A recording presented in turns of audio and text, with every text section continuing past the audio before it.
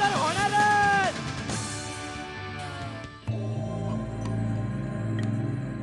राम राम मंडळी, कसं काय बरं आहे ना? तर प्रभू रामचंद्रांच्या पदस्पर्शानं जो येतो तो आपलं हेच वाक्य म्हणतो आणि या शहराला आपलंसं करून घेतो. पण या शहराची माती सुद्धा लई पवित्र आहे ना, ती सुद्धा प्रत्येक माणसाला आपल्यामध्ये सामावून घेते. आणि म्हणूनच तर आजपर्यंत कितीतरी धर्मसत्ता आल्या आणि या शहरावरती राज्य करून गेल्या. नुसत्या राज्यच करून नाही गेल्या, तर प्रत्येक वेळी त्यांनी आपापल्या पद्धतीनं या शहराचं नामकरण सुद्धा करून टाकलं. हो ना, एकेकाळी या शहराला जनस्थान म्हटलं जायचं, कधी काळी या शहराला पद्मपूर म्हटलं जायचं, कधी काळी त्रिकंटक म्हटलं जायचं. अहो, मोगल काळामध्ये तर या शहराला गुलशनाबाद म्हटलं जायचं, कारण त्यावेळेस जिकडे पाहावं तिकडे गुलाबाची झाडं होते ना. त्यानंतर छत्रपती शिवाजी महाराजांचा उदय झाला. झालं सगळं जुनं ते सांगून झालं. काय चाललंय अजून बाकी आहे. मग बाकी शून्यच ठेवा तुमच्याजवळ. शो कुणाचा आहे? ताईचा. काय नाव काय शोचं? आली विशाखा, चर्चा तर होणारच. शाबास. आता शोची सुरुवात कशी करायची ना ते नीट बघा. वॉच मी. हे गॉगल धर. प्रभू रामचंद्राच्या पदस्पर्शाने पावन झालेल्या पवित्र अशा नाशिक शहरात आपण पोहोचलेलो आहोत. वत्सा ताई, दादासाहेब फाळके, कुसुमाग्रज अशा दिग्गज लोकांनी हे शहर पाहिले, अनुभवलंय. मी काय म्हणतो ताई, मग या सगळ्या माणसांना आपल्या पार्टीत घेऊया का? म्हणजे आपली पार्टी एकदम पॉप्युलर आणि स्ट्रॉंग होईल. प्रदूषित झालेल्या गोदावरीत बुडवून मारीन तुला. ताई, कुपोषित बालक. राहणारच ना मग मी कुपोषित. तू एकटीच खाते, मला काय खायलाच देत नाही. 2 वेळचं जेवण कधी कधी एकदाच जेवायला देते, कधी कधी तर नाश्ता पण देत नाही. बिचारा कुपोषितच राहणार नाही. किती वचवच करते. काही खायला मिळेल का याला जरा? काय ताई, आता तुम्ही आपली पार्टी घेऊन इथं आलात ना, तर म्हणजे जसं मी आता नाशिकचा इतिहास सांगत होतो ना, तसं नाशिक परत सांगू नका. आता फक्त विचारले काय की खायला मिळेल का? काय खायला मसालेदार मिसळ मिळेल ना. मग म्हणजे जसं नाशिकचं राजकारण मसालेदार आहे, तशी इथले पदार्थही मसालेदार आहे. आणि त्यातल्या त्यात काळ्या मसाल्याची मिसळ आपल्या रोकडोबा तालमी जवळ. ती मिसळ खाल्ली की माणूस राजकारणीच होतो म्हणे. हावडा. चला मी पुढे बसते, तुम्ही माझ्या मागे बसा. चला. ताई, आणि मग मी चालत ये. कृष्ण पैजामा छाप ताई, गॉगल दे. मग मी कुपोषित लोकांना घेत नाही मी माझ्या पार्टीत. पण मला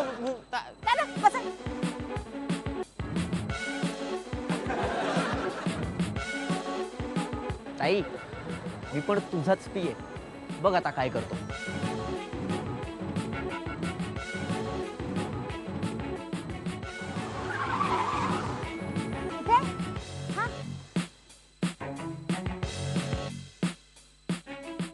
रोकडोबा तालीम. अरे पिये, हा ताई. तू इथे? ताई, तुझ्यासाठी मिसळ आणली. अरे पिये, तू माझ्यासाठी मिसळलास? हा ताई. माझ्यासाठी तुम्ही मिसळ? हो ताई. चल खुश करून टाकलंस तुम्हाला. भाऊ, याच्यासाठी 2 प्लेट मिसळ. अरे इकडे जातो कुठे? आणि माईक दे, मला लोकांशी बोलायचं इथल्या. मग चल. मंडळी, मी असं ऐकलंय की या इथे रोकडोबाच्या तालमीत खूप लोक येतात आणि राजकीय चर्चा, खमंग चर्चा करतात ही मिसळ खात. आता मला राजकीय चर्चा ऐकलीच पाहिजे ना, त्यामुळे मी जरा यांच्याशी संवाद साधते. तुम्ही पण चला ही राजकीय मिसळ चाखायला. नमस्कार मंडळी. काय मग तुम्ही इथे येता, मस्तपैकी मिसळ खाता, आणि मी असं ऐकलंय की इथे सगळे राजकीय नेते सुद्धा बडी येतात मिसळ खायला. पण राजकारणात जाऊन भेसळ का करतात? काय वाटतं तुम्हाला, नक्की विकास कोणाचा होतोय, इथल्या नेत्यांचा का जनतेचा? काय सांगाल काका? मिसळीमध्ये खूप चव असते आणि त्या चवीने आमचं राजकारण खूप चवदार होत असतं. हे आमची नाशिकची खासियतच आहे. मिसळीमध्ये जशी भेसळ असते ना, तशीच राजकारण हे भेसळीचंच सगळं फील्ड आहे. आलं का लक्षात? बापरे, ठसका लागला या मिसळीचा मला. बापरे. पण हा असा ठसका तुम्हाला अशी करायला लागतो की नाही मिसळ खाताना? मग लागला नाही जेव्हा 2 पक्षाचे नेते विरोधी होते आणि अचानक ते गळ्यात गळे घातले? नाशिक ही निश्चित एक नवीन प्रयोगशाळा झालेली आहे. राजकारणाकरता एक प्रयोगशाळा आहे. आमच्याकडे शत्रुत्व दीर्घकाळ राहत नाही एकमेकांमध्ये. आमच्याकडे नाशिकच्या विकासाकरता सुद्धा सगळेजण एकत्र येऊ शकतात. गोदावरीने बऱ्याच लोकांची पापं धुतली, मग गोदावरीला का नाही कोणी धुतली? काय इतकी प्रदूषित? काय सांगाल? याला राजकीय नेतेच जबाबदार आहे. हे शहर जेव्हा 1 लाखाच्या आत होतं ना, 22 लाखाचं झालं. नवीन जो भाग निर्माण झाला त्याच्या सगळ्या गटारी या नदीत येऊन मिसळत आहेत. बरोबर. आता कुंभमेळा येतोय. या कुंभमेळ्यात कुठल्या नेत्यांनी आपली पाप धुवावी असं वाटतंय तुम्हाला? काकाने माहीत सरकवला. मला नाही वाटत कुठलाच नेता याला तयार होईल म्हणून. तयार होईल. हे अलग अलग तुमच्या या चॅनलच्या माध्यमातून सगळ्या नेत्यांना एक जाहीर आवाहन करायचं आहे की खरोखर सिंहस्थाची पर्वणी आलेली आहे. सगळ्या नेत्यांना मला ही विनंती आहे की मित्रांनो या आपल्या याच्यामध्ये आंघोळ करा आणि सगळी पापं धुवून घ्या. यावेळेस मनसे संख्याबळ का भुजबळ काय सांगाल? काय होतंय याच्याबद्दल जर स्पष्ट बोलायचं झालं ना तर जी सर्वसाधारण जनता आहे ना ती ह्या गुंडशाही पुढे मोकळ्या मनाने बोलू नाही शकत. एक मिनिट काय म्हणाला तुम्ही? गुंडशाही? गुंडशाही समोर बोलू नाही शकत कारण प्रत्येकाच्या टोळ्या आहेत मोठमोठ्याल्या आणि या टोळी पुढे सर्वसाधारण माणूस जर बोलला तर त्याला त्रास होऊ शकतो खासगी आयुष्यामध्ये. इथे एक काका आहे त्यांना मी विचारू इच्छिते की जुनं नाशिक आणि आत्ताचं नाशिक याच्यामध्ये खूप फरक आहे बरोबर. आता येणाऱ्या नेत्याकडनं तुम्हाला काय अपेक्षा आहे जुन्या नाशिकातल्या लोकांना? जुना नाशिक पूर्वी जो होता सर्व धर्माचे जे लोक आहेत त्या गुण्यागोविंदीने राहत होते. परंतु जेव्हा नाशिकचा विकास झाला आणि बाहेरून जे लोक यायला लागले त्यांच्यामध्ये ज्या स्थानिक लोक होते त्यांच्याबद्दल आदर नव्हता. एक दुसऱ्यांच्या सुखादुखामध्ये आम्ही जायचो यायचो परंतु जे आलेले त्या लोकांना त्याबद्दल काहीच माहिती नाही आहे आणि ते फक्त आपल्या राजकीय फायदा किंवा सामाजिक ह्या फायद्याकडेच लक्ष देतात आणि त्यांनी राजकीय तेढ निर्माण केलेला आहे त्यामुळे आणि स्थानिक नेत्यांवरती त्याचा त्यामुळे परिणाम झालेला आहे. खरंच मिसळ खाता खूप खमंग चर्चा राजकीय चर्चा इथे झालेली आहे पण कोणीही मला स्पष्ट वक्तव्य सांगितले नक्की काय आहे जरा आता शिरायला पाहिजे नाशकात. बोर्ड भरलेलं आहे. चला पुढची चर्चा पाहूया.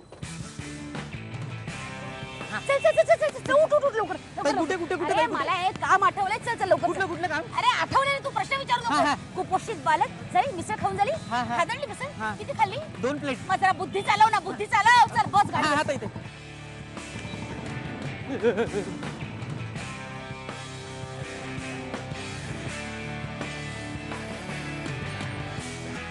इकडे पार्क कर गाडी पटकन चल. मला ना माझा वाला रंग हवाय. मेरा वाला ब्ल्यू. मेरा वाला ब्ल्यू. यस. मला ना साधारणतः 4 मीटर द्या पडला. मोठी पिशवी द्या मला. खूप सामान भरायचे हो मला. दादा प्लॅस्टिकचा वापर टाळावर का जरा. आता मला गरज आहे पण.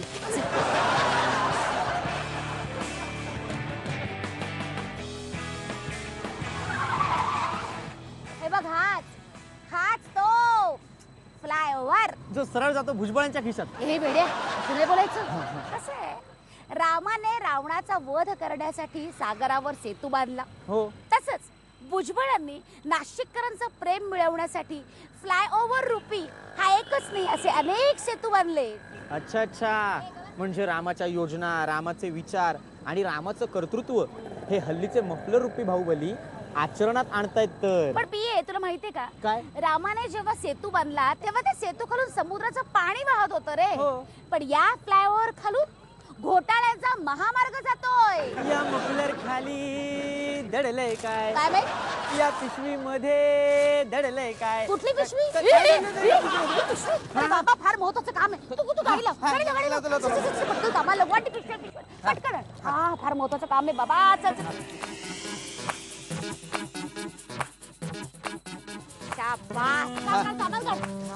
टाकलं. आता सुरुवात करूया. हे बघ काय हे इंजिन हे लावायचं. चला सुरुवात तर जोरात झाली. पुढे आता काय ताई? हे घे आणि या ब्लू कापडावर प्रिंट मारायला सुरुवात कर. हा चालेल. मार. शाबास. ताई पण आपण नेमकं करतो काय? प्रिंट मारतोय दिसत नाही का तुला? कधी व्हायचं? खूप काम आहे बाबा खूप काम आहे. तू पण हात चालव. लोक खूप बोलतात रे. फेसबुक सोशल साईट्स वर कमेंट मारतात. बाळा असं नको करू. आवर.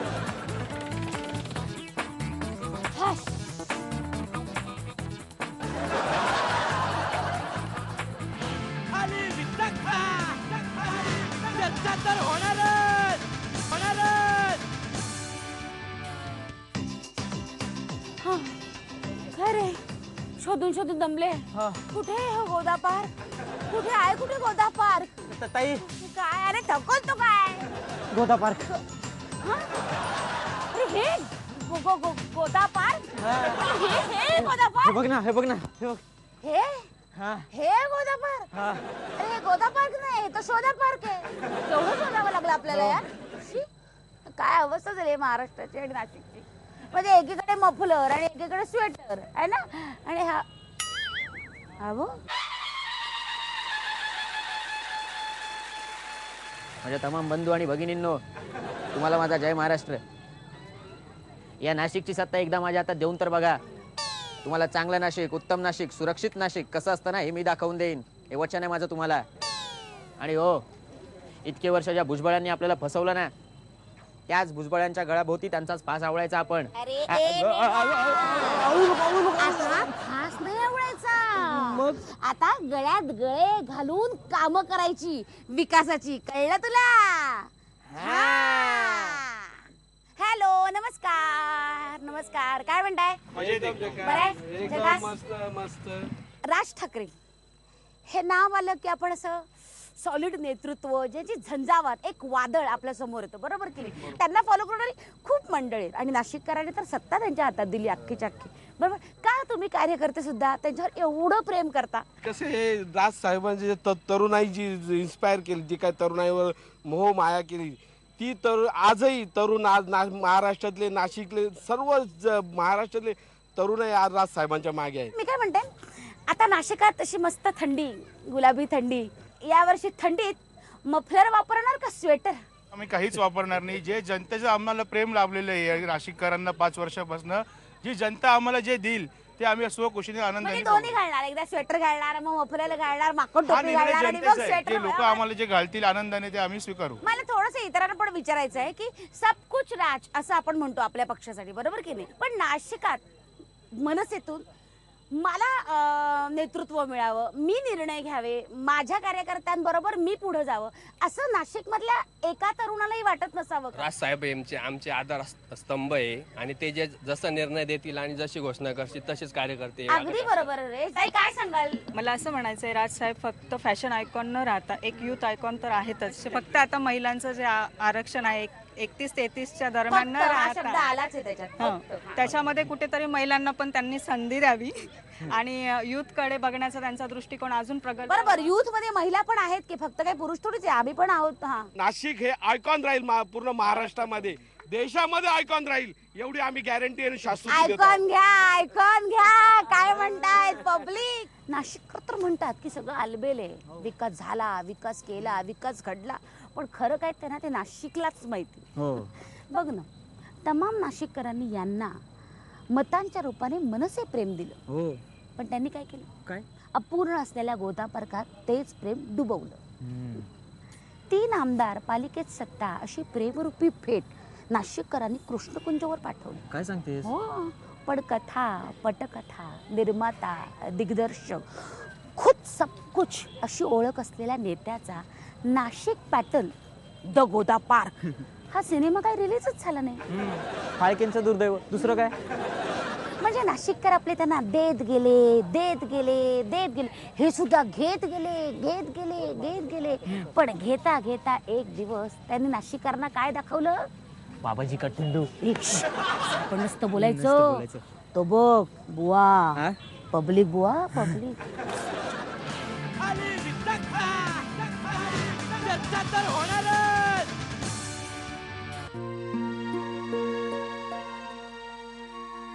ताई, काय झालं? तू नाराज काय? काय रे पीर, या कांद्यामुळे माझ्या शेतकऱ्याच्या सगळ्या जनतेच्या डोळ्यातनं पाणी आलंय. अच्छा, त्याच्यामुळे तुझा वांदा झालाय का? अरे मूर्ख, कांदा ज्याने या देशाची सत्ता बदलली. घरी दारी हॉटेलात खानावळीत कुठं कांदा दिसेच ना, डायरेक्ट गायब. आणि सापडला कुठे? संसदेत. संसदेत?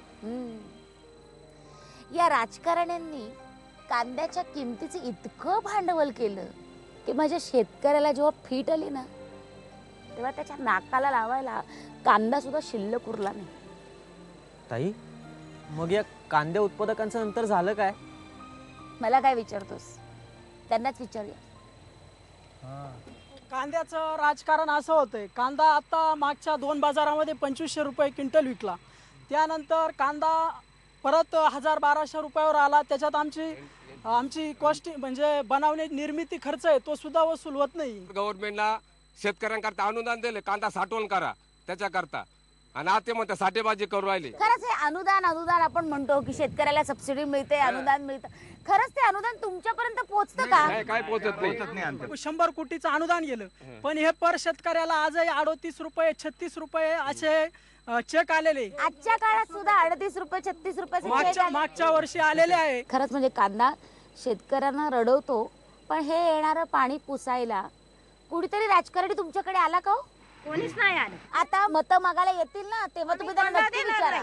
आमचे मत आम्ही कोणाला देणार नाही. नाही असं मत वाया घालू नका मावशी. नाही आम्हाला जोपर्यंत भाव वाढून देत नाही तोपर्यंत आम्ही मत देणार नाही. मताच्या टायमाला ते येत्या त्यामुळे आम्ही कांद्याचे भाव वाढवू, आम्ही निर्यात चालू करू, नंतर काहीच नाही. द्राक्षाला 10 वर्षापूर्वी 20 रुपये भाव होता आणि आताही 10 वर्षानंतरही 20 रुपयेच भाव आहे. तेव्हा खताची गुणी 200 रुपये होती, आता 2000 रुपये गुणी आहे. सगळ्यात महत्वाचं असं, तुम्ही ज्या ट्रॅक्टरवर बसलेला आहात त्या ट्रॅक्टरची अजून सबसिडी आलेली नाही. असं हे नुसतं ट्रॅक्टरच्या बाबतीत नाहीये, प्रत्येक शेतीच्या प्रत्येकाच्या बाबतीत आहे. या कांद्यांनी आपल्या शेतकऱ्याच्या डोळ्यात पाणी आणलं, पण या शेतकऱ्याचे द्राक्ष सुद्धा या राजकारण्यांना आंबट लागतात बरं. तेव्हा मंडळी आता नीट विचार करा, निवडणुका जवळ आल्या आहेत. ज्या राजकारण्यांनी आपल्या डोळ्यातून पाणी काढलं त्या राज्यकर्त्यांना मत देताना 10दा विचार करा आणि उगाच त्यांना भाव देऊ नका. अरे किती खराब झाली गाडी पावसामुळे, चिखल उडून उडून. ताईची गाडी कशी एकदम चकाचक दिसली पाहिजे नाही. मस्त मस्त. अरे ताई आली तू, चल लवकर लवकर चल. बस बस. नाही रे पी, या सगळ्या शेतकऱ्याच्या गोष्टी ऐकून ना माझं डोकं सुन्न झालं. डोको चला. नाही नाही ताई असं नाही करायचं. अगं आपण एक काम घेतलंय हातात, त्याचं अर्ध्यावर नाही सोडू शकत आपण. अगं आत्ताशी सुरुवात केली आपण, अजून अख्खा महाराष्ट्र पालथा घालायचा आपल्याला. तूच या प्रश्नांना वाचा फोडू शकतेस. ताई ताई चल आपण जाऊया. ताई तू चल माझ्यासोबत. अरे हो, पण जायचंय कुठे? ताई नाशिकची द्राक्ष खाल्लीस ना, चल आता जळगावची केळी खाऊ. चल बस तू बस. ठीक आहे, हेल्मेट घाल. हा चल गाडी स्टार्ट करू. हा हा